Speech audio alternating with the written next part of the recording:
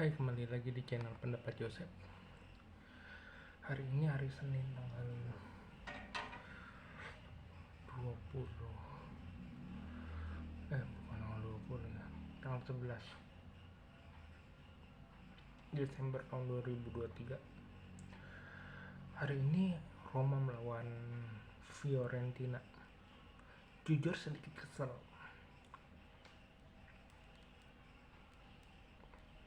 Meskipun saya sudah memprediksi hasil ini akan seri, tapi nggak sedrama ini. Posisinya awalnya babak pertama tuh masih fleksibel ya, walaupun memang dengan memainkan ada Bonaventura, Berigi, Dukan, Enzala memang striker kelas 3. Terus ada Lukaku, Dybala, Pellegrini, Zalewski, Mancini. Itu menyebabkan akan banyak ada tackle, ada saling merebut bola, baik itu secara kotor maupun secara bersih. Karena dua pemain yang seperti yang saya sebutkan, baik itu di Roma ada Zalewski, Dybala, Pellegrini yang bisa membawa bola. Tetapi yang pada waktu di Fiorentina memang tidak bisa dibandingkan, tetapi mereka coba efektif dalam kerja sama tim, juga cukup efektif dalam membackup kekurangan dan kelebihan temannya sendiri. Itu yang harus kita apresiasi terhadap Fiorentina. Menjadi buruk pada saat Dybala cedera benturan sama Bonaventura. Ya, sebagai dua pemain yang kreatif, bahkan dalam pertandingan ini bisa dikatakan salah satu gambaran siapa yang pantas berada di timnas Italia pun terlihat. Nah,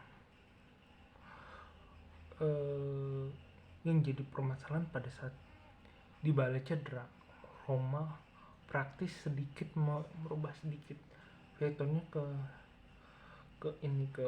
sayapnya, harus ada yang bisa over crossing langsung, tapi itu nggak berhasil karena gelandang tengahnya si Fiorentina mundur ke belakang untuk menghambat seperti itu. Lanjut babak kedua, babak pertama cuma ada satu gol dari Lukaku menit kelima karena tidak siap. Habis itu panjang pertandingan kartu, Dybala cedera, babak diganti Aldor sama Sadar Azmouni. Babak kedua ini yang paling parah, Fiorentina berkembang di saat AS Roma sudah kehilangan beberapa pemain seperti Zalewski. Kartu pertama itu sebenarnya harusnya dikira Dika, ternyata Zalewski. Kita bisa Romanisti bisa banyak berdebat antara Zalewski dan Evan Dika, tetapi yang menjadi permasalahan pada saat frekuensi sudah mulai naik, tackle sudah mulai brutal dari kedua tim. Sebenarnya Fiorentina juga layak di kartu merah dari beberapa provokatif dan cederanya dua pemain utama Roma cedera. Itu juga sebuah PR untuk seorang wasit dan juga seorang PR bagaimana Fiorentina juga di tackle-nya juga sedikit brutal. Kita harus adil. Nah, saya tidak bermasalah dengan kartu merahnya Lukaku, tetapi bagaimana Zalewski kartu kuning pertama ya saya cukup bermasalah.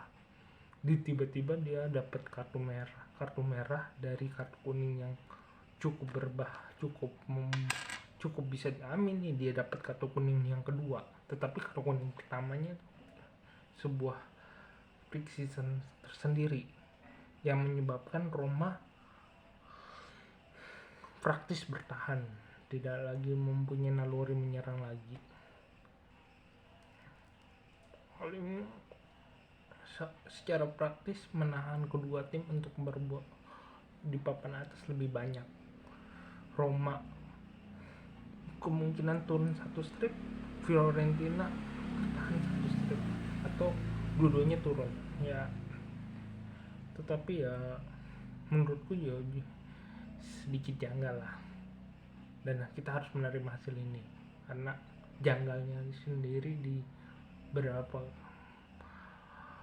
ketidaktegasan wasit sih menurutku, karena saya sudah memprediksikan laga ini akan seri.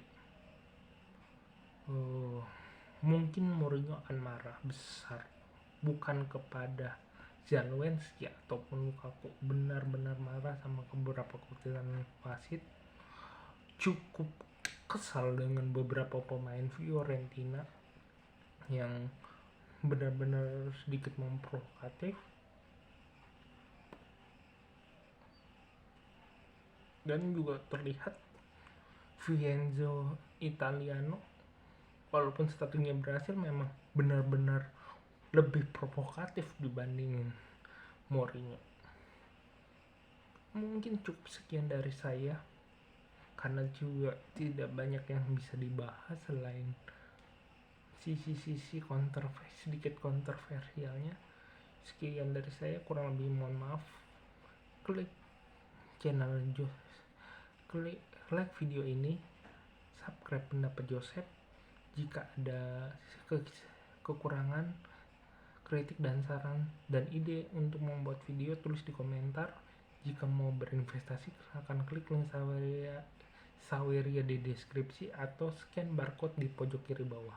Terima kasih.